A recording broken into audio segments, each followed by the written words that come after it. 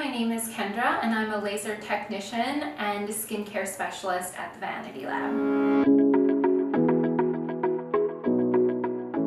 Today we're going to talk about the difference between medical and cosmetic skincare. The difference between cosmetic and medical skincare is a topic that comes up every single day, and it's something I have to answer questions about on a regular basis. Cosmetic skincare is anything that you buy from department store, beauty store, anything over the counter, including spa.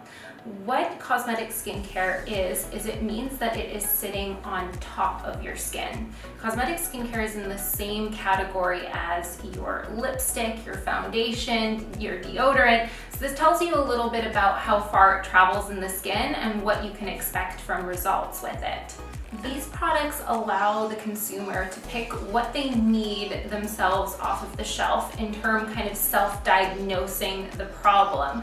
Because of this and because of that one size fits all no reaction to these products, often they're going to be very, very low in active ingredients and you may not see very much of a change with them. They rely very heavily on tons of advertising and marketing to kind of grab hold of you, but they may not be as strong as what they advertise. Medical grade skincare products are products that you'll find in a laser clinic setting, a skincare lab such as this, doctor's office, plastic surgeon, anywhere there's doctor or medical professionals on staff.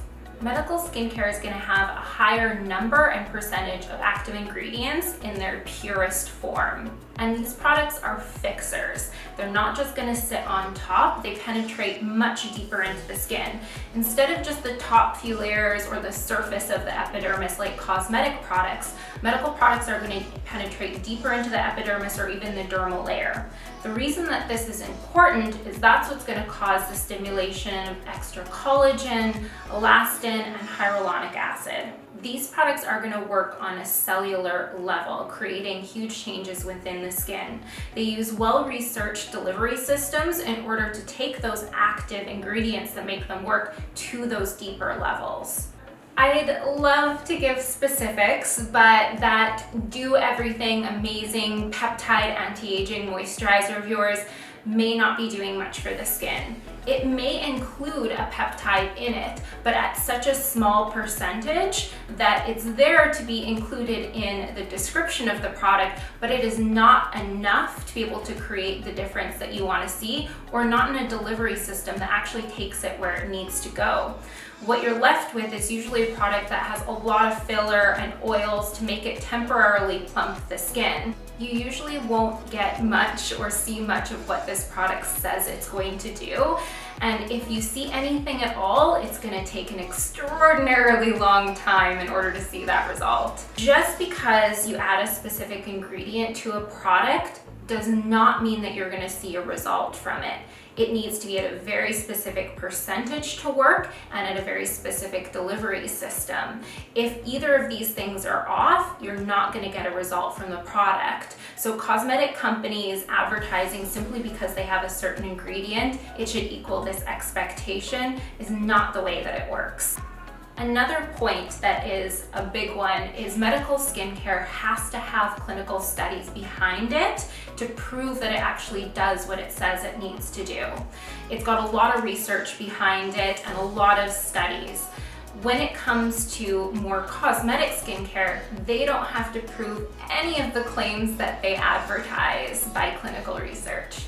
Over-the-counter products put a lot of their money into making packaging look beautiful, using advertising and marketing, but again, they're not necessarily using that clinical research. One of my favorite ones that I hear or see a lot of the time is 80% of people felt like their skin felt smoother or glowy. This is an opinion, it's not a clinical research study or percentage.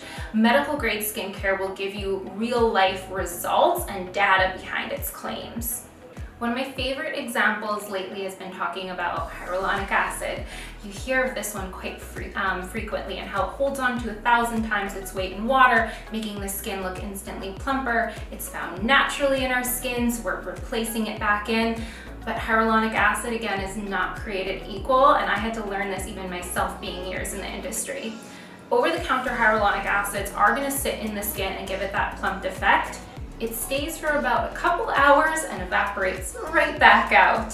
When it comes to medical grade hyaluronic acid, it's what we call resilient a lot of the time, meaning it stays in the skin a little bit longer. It's cross-linked. It's often created by companies that actually create hyaluronic acid fillers.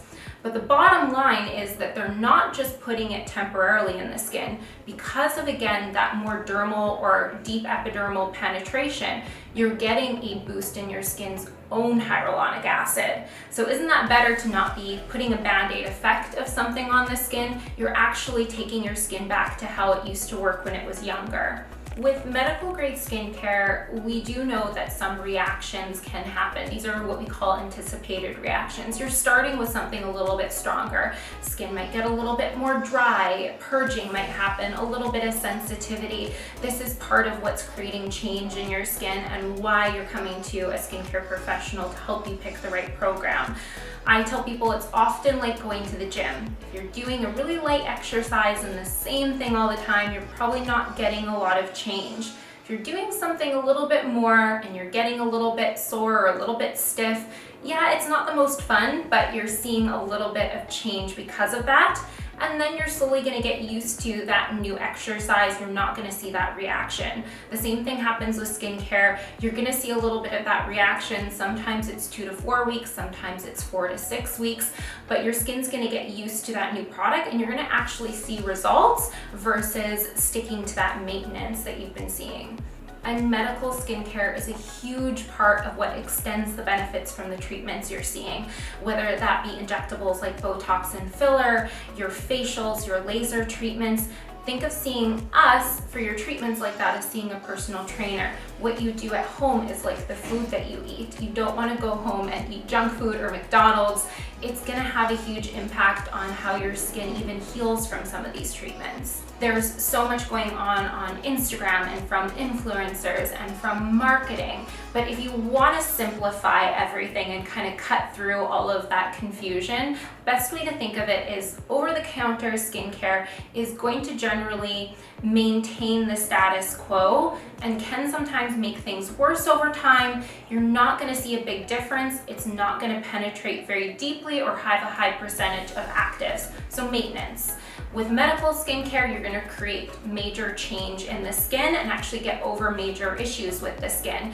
It's going to go much, much deeper, have a much higher percentage of actives, and you'll get over any skincare issues that you've been dealing with. So maintenance versus real change. If you want to see that and you're confused about where to start, you can always email us at the Vanity Lab, give us a call, or even book in for a complimentary consultation. We can figure out the exact program that works best for you and your skin goals.